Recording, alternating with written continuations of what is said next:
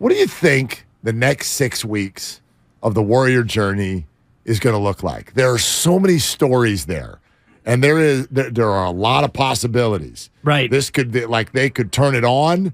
They could the era could come to an end. Steph could be a part of this, maybe not. GP2 could be a part of this, maybe not. I have no. Is there a buyout signing that's going to happen? There's so. Is this the last run for Draymond Green? Because he can opt out. Right. And I heard the roast this morning with Alan Stiles in for Bonte talking about what do you do next year and all that. And I'm also fascinated, Mark, between now and mid-April, which is when the playoffs begin. Is Steph going to be healthy? Will GP2 return? Is it the last hurrah for Draymond? Will they be a play-in team, a playoff team, or will they just straight up miss out on everything? And if you even look beyond the Warriors, all of the other Western Conference machinations of, is Denver real? Can Memphis whoop that trick? Is Dallas ever going to jibe with Luka and Kyrie? Will KD come back? Are the Lakers really a team that you should sleep on? Gosh. Are the Clippers going to finally put it together? There's so much in the West that's intriguing that even if the Warriors don't make a run, a deep run, or any run at all, it'll still be an interesting playoffs. Certainly we want our team in there, though. I try to not get annoyed by anything Kevin Durant related because it's just so cliched. I'm so over it. Like, Kevin Durant was wonderful here. Kevin Durant was great. Nothing about the whole experience makes me mad. The way they're talking in Phoenix is like, guys, hit your brakes. Okay, Are they planning the parade? They got beat at home last night by the Clippers. Durant hasn't even played yet. Here's one thing I've learned that doesn't work in sports.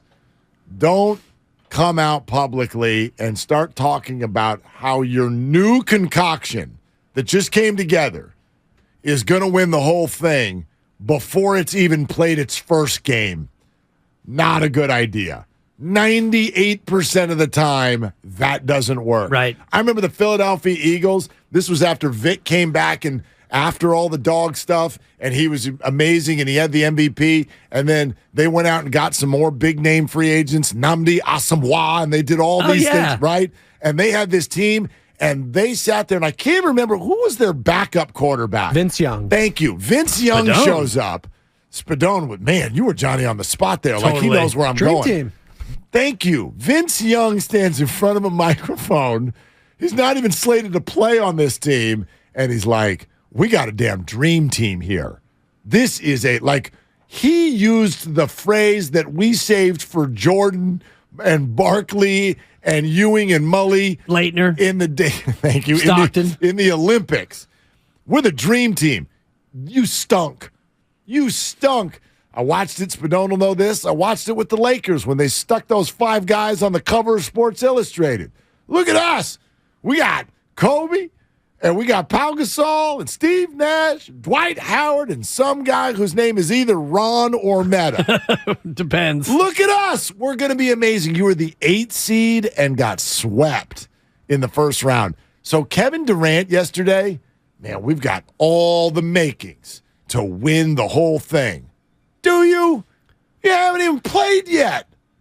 You haven't even gotten on the court with D-Book yet. I don't know how it's going to look. You got the makings, though. You got good players. A lot of teams have good ingredients for a wonderful beef stew. I mean, and it may be good, it may not, but boy, those ingredients sure look good. But I'm with you, Mark, in terms of putting the cart before the horse, right? Especially when you look at last year, where the KD-less Suns were 64-18 in the regular season, 32-9 at home, 32-9 on the road.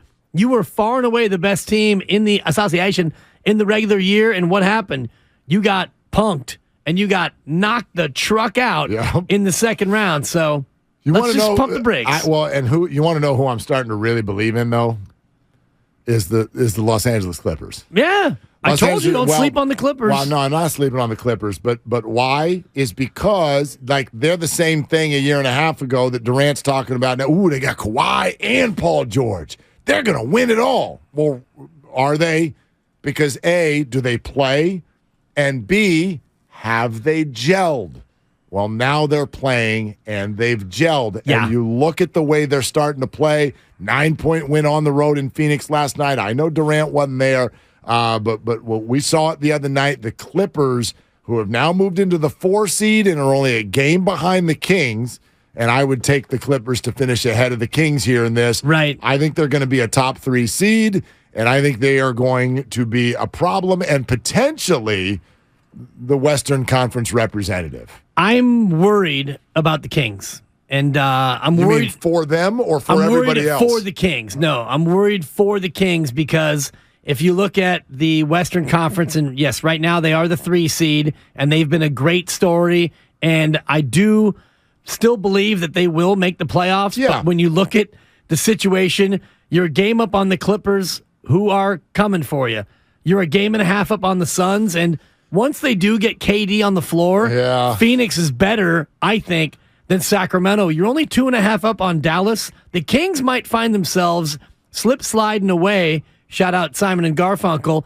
They may find their way into a play-in scenario, Mark, and that scares me for Sacramento. Well, I mean, just let's take a look at how they're playing right now for a second. They're 3-4 in their last 7 games. 5-5 in their last 10. Okay, but like their wins. They had Dallas in town on back-to-back nights. They lost to them once, and then they beat them in overtime in the next one. Their other 2 wins in the last 7 are both against the Rockets. Quality road wins. Both against the Rockets. Quality. They lost in Phoenix on Valentine's Day. They play the Clippers twice in their next 5 games.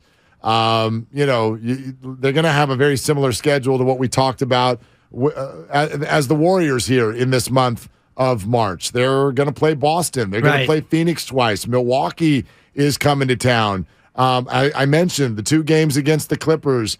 Look, they're a good basketball team, and they're going to go to the playoffs. But are they going to hold on to a top 3 seed? I'm with you. I think the answer is no. I think they're more likely to be a 6 seed, honestly, just based on what's coming behind them. And, Mark, have you seen a schedule this weird before? Because we talk about teams playing back-to-backs, and we refer to that as back-to-back nights.